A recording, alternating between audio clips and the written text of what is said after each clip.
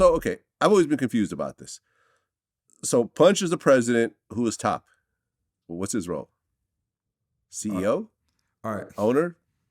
All right. So you know how I always thought the top was the president until I started hearing Punch's name later on. I'm put it like this. I'm just put it in this aspect, right?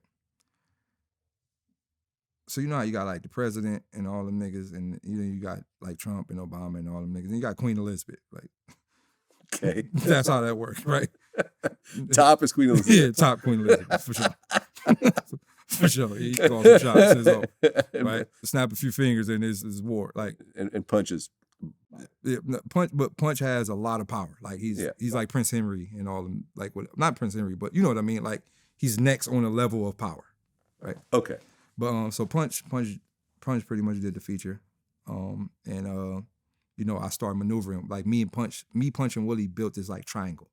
It's like, yo, like Punch, what you think about this record? Yo, Will, what you think about this record? And the question is, why is the president of TDE with so many artists, that are viable, like Kendrick, of course, SZA, Schoolboy Q, Isaiah Rashad, like, they have a big roster.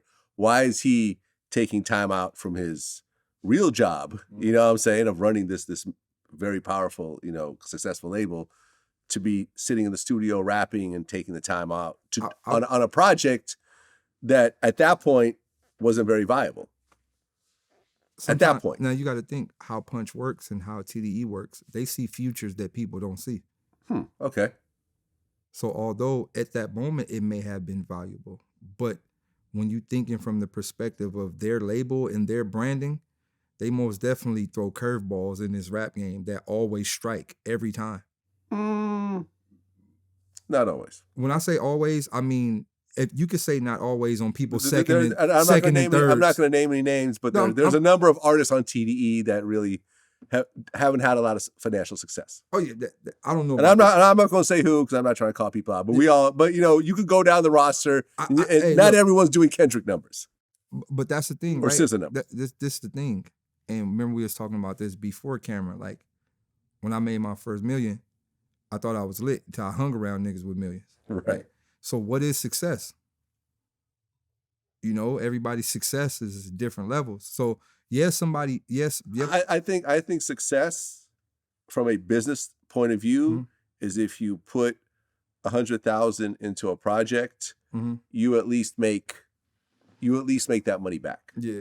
And in the music industry, just as a whole, just the way it works, is that a lot of times 10% of the projects a label puts out pays for the 90% of the failures that they put out that don't make any money, that ultimately that 10% has to pay for. Yeah. Like, and I'm not talking about just TDE. You could look at Atlantic, you could look at Interscope, you could look at, whoever. What I meant by TDE throws curveballs and they strike, I mean, they're good at doing they're good at going a different direction than what standard is, right? And that has worked for them as a label, like as a whole. So I would say in that aspect, like a Punch has most definitely always been an artist too. Okay. So it's like even though like let's say like I don't know, one of these, let's say Steve Kerr, right? Steve Kerr has a team, a championship team with the greatest shooters of all time on his team. He used to play basketball. But do you think he don't play ever again? But he's not getting on the field again. I don't mean he can. I'm saying Punch is getting back on the field. I'm just saying, right? But in this scenario, the day that Steve Kerr like suits up and has one of the Golden State Warriors sit on the bench while he plays. In that scenario, you dealing with knees, you dealing with body, you dealing with different scenarios. You're just dealing with vocals. I got you. Right, but Punch most definitely is outside as far as musically. He's most definitely outside. Okay. But in the aspect of that, like we built a little triangle, and I think Punch also was like, he kind of seen something in what we were doing. So it's like, y'all want to most definitely be hands-on. So we worked behind the scenes for a few years.